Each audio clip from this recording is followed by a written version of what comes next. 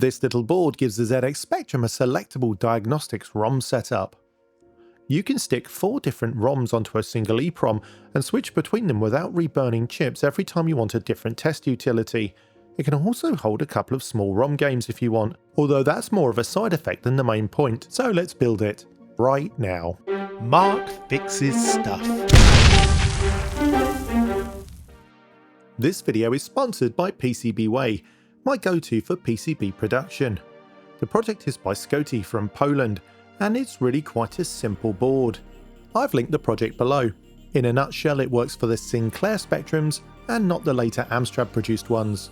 If you fancy a go yourself, hit the link below and add it to your cart. Right, here's the parts. This is a simple project for first-time builders. The board soldering is all through hole and the parts are easy to come by. I'm going to socket the chips so I don't get moaned at.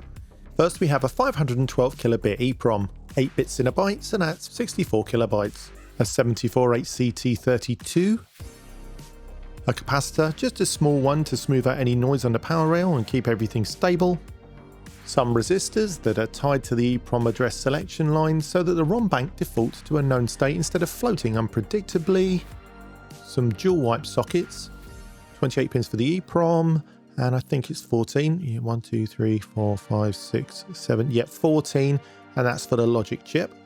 A handy little tactile switch for resetting the ROM. I've squished the legs on this one.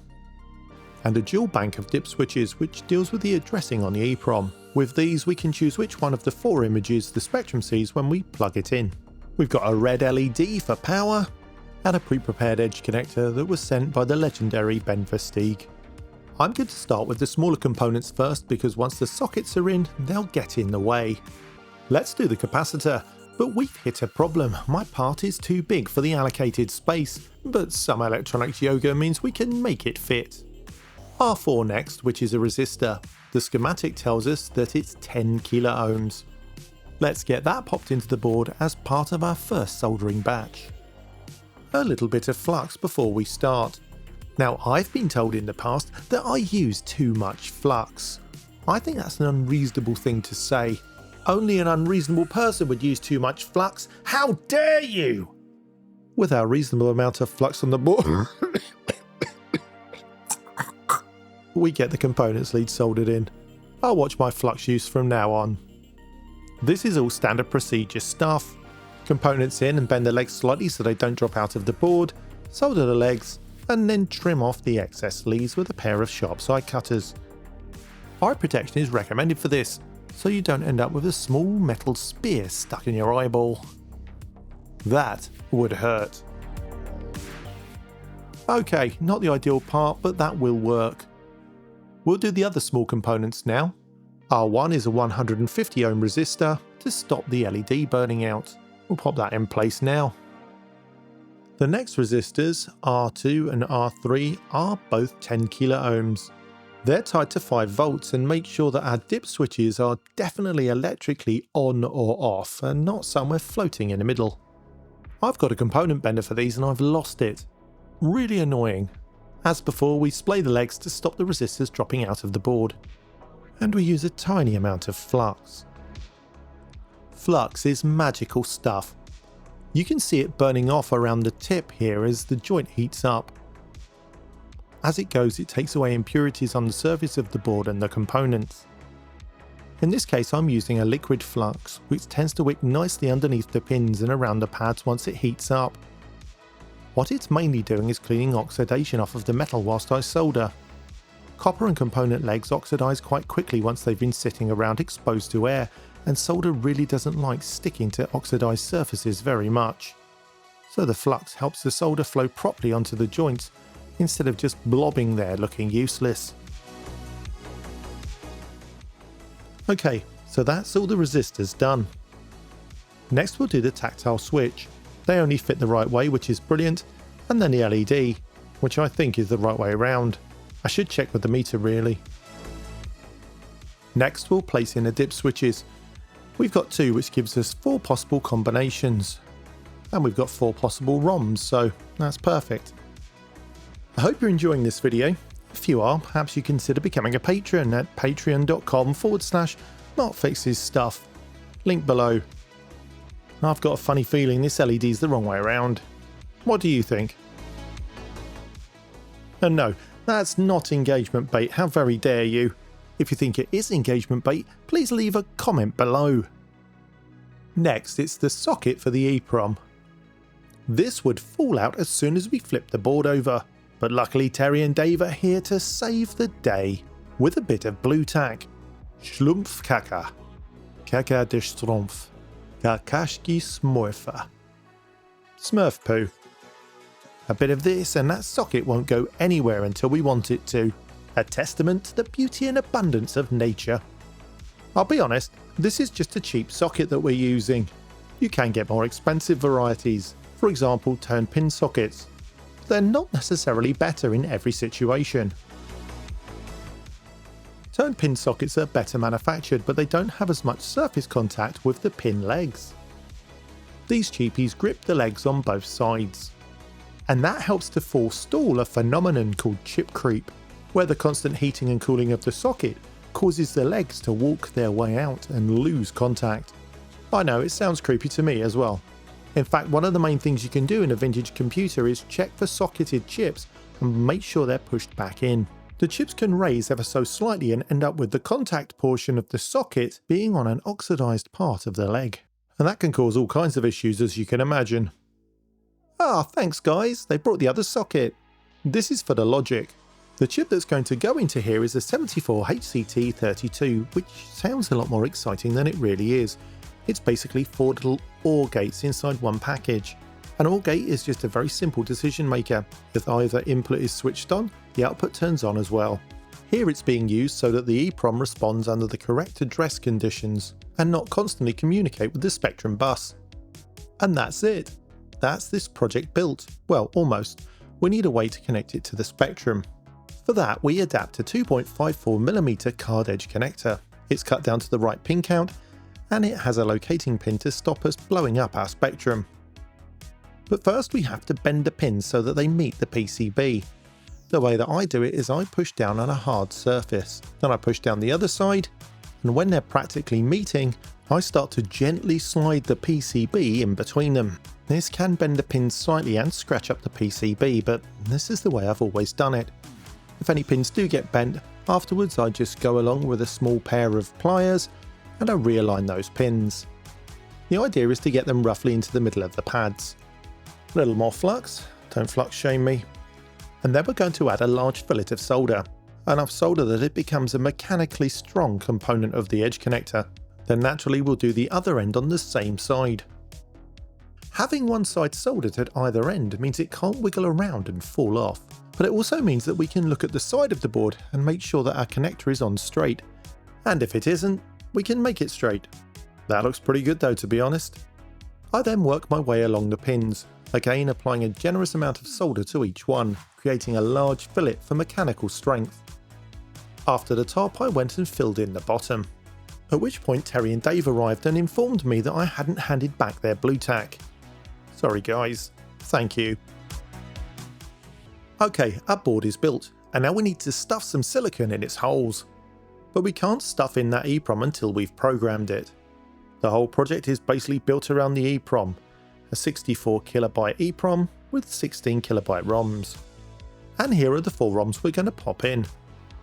The first thing I'm going to do is rename these ROMs for ease, so I don't have to worry about things like case sensitivity when I'm writing the command. I can also name them in the order that I want them to appear in the ROM. I then jump into terminal, and knowing that my ROMs are now named 1to4.bin, I invoke the copy command, which copies all 4 of those files into one output file called zxs.bin. Ta-da! And it lists the 4 files that it's copied into one file, which should be 64K. Beautiful. Then I load that bin image into our EPROM programming software. If you can see human readable text, it's usually a good sign. So I hit program. Programming the EPROM takes about 11 seconds, and that includes verification. Our 4 16K ROMs should now be in the right locations on our EPROM.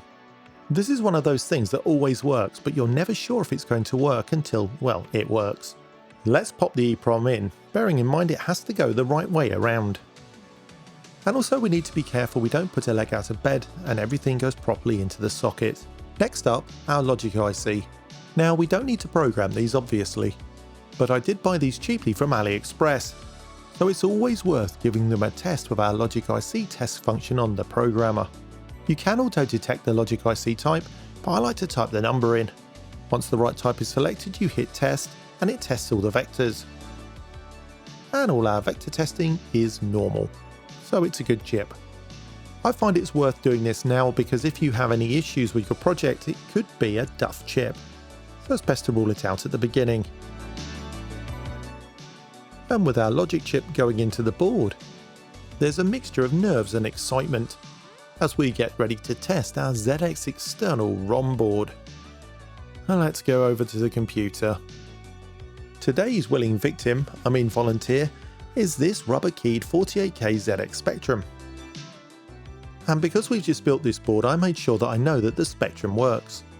I've also cleaned the Spectrum's edge connector. One thing with new ZX Spectrum interfaces is they can be quite difficult to plug in initially. The new card edge connectors need to loosen up somewhat. Here we go. And our Spectrum's fired up and immediately loaded the first ROM. This is a diagnostics program by Brendan Alford. It was based on work by Dylan Smith. And all this flashing is completely normal. It's testing the computer. There are some limitations on our simple card, so we have to press 1 to make sure it knows that we're testing a 48K. And it's a 48K via RF output. Terrible. Sorry. Just look at those jail bars. Powering off, we try one of the other ROMs. I'll be honest, I'm not entirely sure what switch position selects what bank, but let's just do all of them. Hurrah for Jetpac! Although actually this is distribution denied, so I shouldn't really be playing this on this. I do have about 9 copies though, does that cover me? I don't know, answers below. Jetpac really is one of my earliest gaming memories. I can't believe it's 16K, it's just so good. Do you agree? Power off and let's see what's next up on our ROM cart. Of course, I can't guarantee that any of these banks will work. As the old advert went, suck it and see. Next up is the Retroleum DiagROM. Written by Phil Ruston, it's also an incredibly useful tool. It does things a little bit differently to ZX Diagnostics, which is always handy. We can test our ULA, which is working. We can run an analysis on our Z80 CPU, do a 50Hz interrupt test, and much more. There's one more thing to try, and I can't remember what I put on the ROM now, so I suppose we'll all find out together. Mag the Magician, that was it. Mag the Magician is a relatively new game from 2017. It was written by Radastan, and that's all I know about it. Our handy reset button also resets the ROM, which is handy. My perspicacious viewers would have noticed the LED didn't light up. I swapped it around and it still didn't light up, so I'm trying another LED. The voltage is there. And that one works, so either it was a duff LED or I blew it up. Either is possible between me and AliExpress. Right, so there we have it, another simple project which is a lot of fun. If you've enjoyed this, please become a patron, I need it. And big thanks to my patrons who are appearing on the screen right now. Patrons absolutely drive the channel, and without them I wouldn't be able to make my content. If you'd like to help me make more content, then come along to patreon.com/MarkFixesStuff. Every patron, large or small, helps me create more of this retro nonsense. You'll get ad-free early access to all of my videos. I'm planning on making some more frequent patron vlogs. Sorry, I was going to burp then. I did. Yeah, so I'm planning on making some more frequent patron vlogs.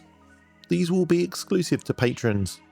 Patrons will also get the supernatural ability to know when the milk's gone out of date without even sniffing.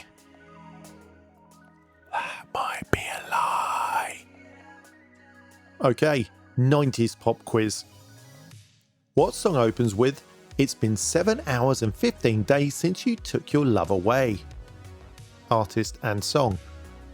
Number 2. I could stay awake just to hear you breathing. Number 3. What song starts with, I took my baby on a Saturday bang? It's always the ones you most suspect, isn't it? Well, we've reached that time. It's loopy-eyed mark.avi insertion time. Go and watch one of these videos. Thanks so much for watching. No, seriously, thanks for watching. Become a patron. Bye. I said bye.